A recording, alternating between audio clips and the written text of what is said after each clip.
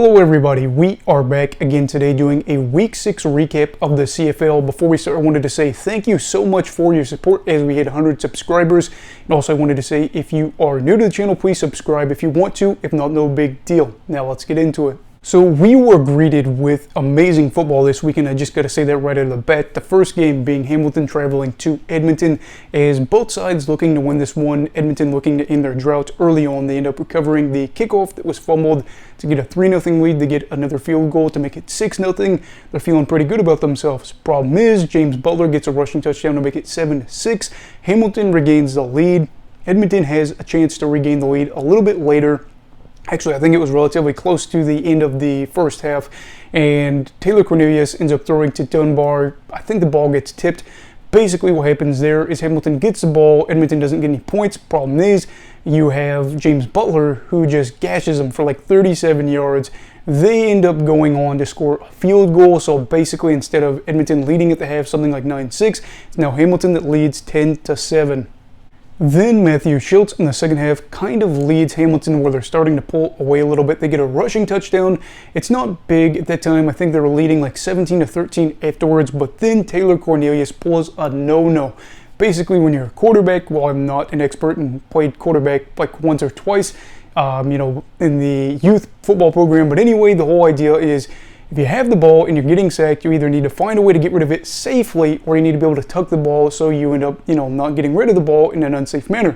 He decides that as a righty, he's going to put it in his left hand and try to throw the ball. Turns out that turns to be a pick six by Stavros Konstantonis. I know I'm pronouncing that wrong. I do apologize.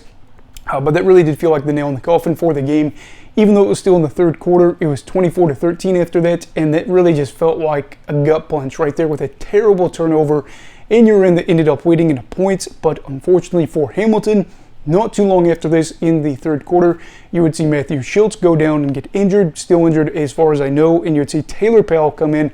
It's okay though at the time because he does throw a touchdown to extend the lead for Hamilton. So basically in the fourth quarter, it's 34-13. It's basically a done deal, and Jared Daggy comes on in to relieve Taylor Cornelius, and that's about all she wrote. Now granted, Edmonton was able to, kind of pile on some points and get things going, but ultimately Hamilton is the team that's able to win this, and they were able to do so on the road with 24 unanswered points at one point in this game. And for them, of course, they have a very big game coming up against Toronto as they sit 2-3. If they win that one with Powell, who I think will probably start that game, then I definitely would say that the Tabbies are back in the contention for the playoffs. If they lose it, I think they still have a hard road ahead of them. But all in all, pretty good game for them. I know obviously they started to give up the lead towards the end there, but still good thing for them to get the W. As for Edmonton, painful loss, a game that was relatively close again in the third quarter. Bad mistakes by not getting points, turning the ball over, by getting gashed by the run. All those things haunt you. And this is now 20 straight home losses, which ties a professional sports record as they move to 0-6. And now they have a daunting 3-game stretch where they play the BC Lions once and the Winnipeg Blue Bombers twice.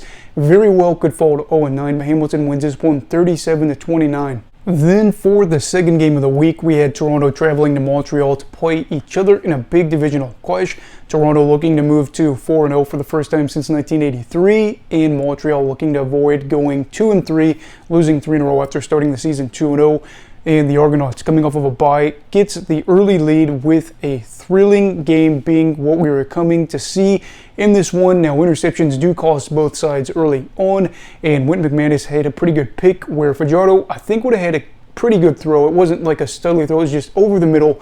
Probably would have got him 15-20 yards, but McManus being right there to end up getting a pick.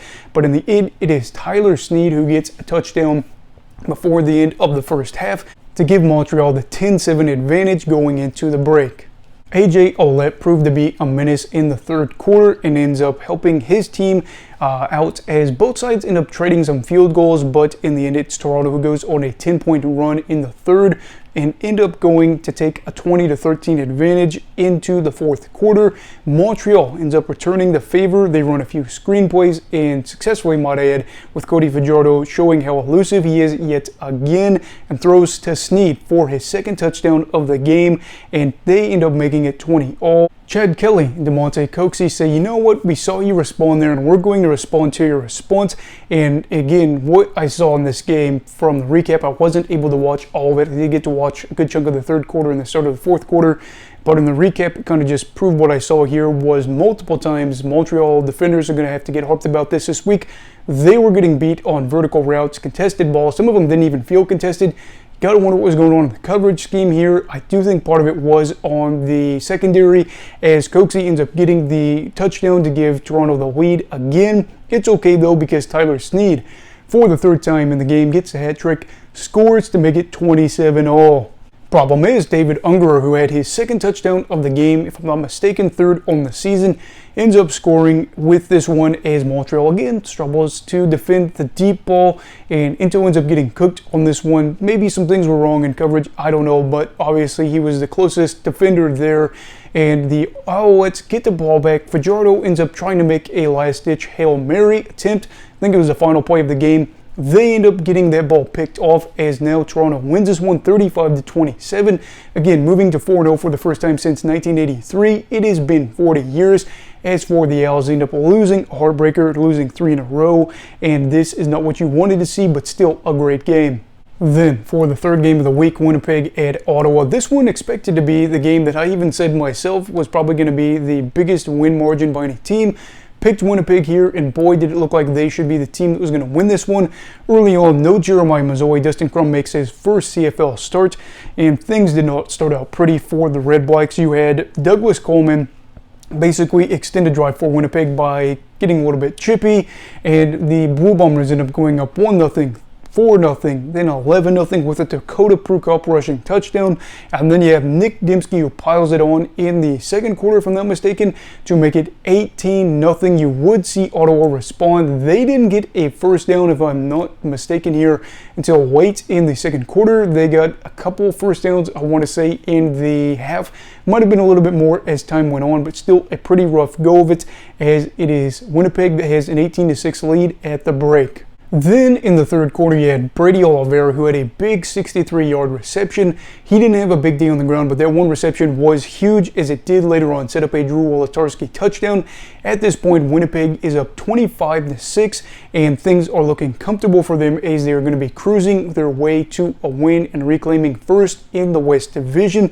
Things change though, thanks to Brandon Dandridge getting a pick six with about 2.5 minutes to go, and then an 80-yard drive by Dustin Crum, 29 of those coming off of his legs on the final play, ends in a touchdown. They get a second 2-point conversion in that span, the other one being after the Dandridge pick six. They end up pushing this one into overtime prior to the final touchdown in regulation. That was an offensive touchdown. The Ottawa offense had 3 touchdowns on the season. Obviously not good. Then in overtime, it is Dustin Crum who responds in overtime again with those legs of his, as Ottawa wins surprisingly, and they move to 2-3 on the year. Wasn't pretty, not a game that you would probably expect 99 times out of 100 that the Red Blacks would be able to win, but in the CFL, no lead is safe, and for Ottawa, they end up winning, and thanks to that 2.5 minute stretch towards the end of the game, and the fact that they were able to convert 2 2-point conversions, and they were able to get the job done for Coach Dice. For Winnipeg, they should have won it but collapsed, and I will say right now, they look still very good, but they don't look unbeatable. CFL Central has kind of talked about that on his Instagram lately, and I do think I agree in recent weeks. This Winnipeg team is not the team of a couple years past where they're going to come in and blow you out. They are a team that should be able to win multiple games, and again, this is a game they would have won a couple of years ago and probably win most times that are not right now, but still seems to be a little bit more familiar as Ottawa gets in the thick of it for the playoff push as Winnipeg falls to 4-2. So after that 31-28 overtime win in that thrilling game against Winnipeg and Ottawa, we got to see Calgary travel to Saskatchewan.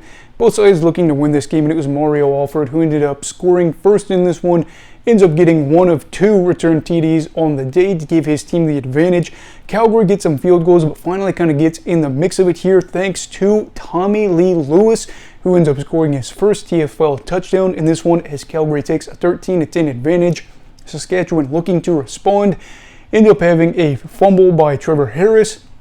Luther Hawkinavanu ends up making them pay as it is 20-10, the Stampeders lead at the half. So then in the second half, Tommy Lee Lewis says, you know what, Mario Alford, I am going to get a return touchdown and I'm going to make it look just as cool as yours, if not better.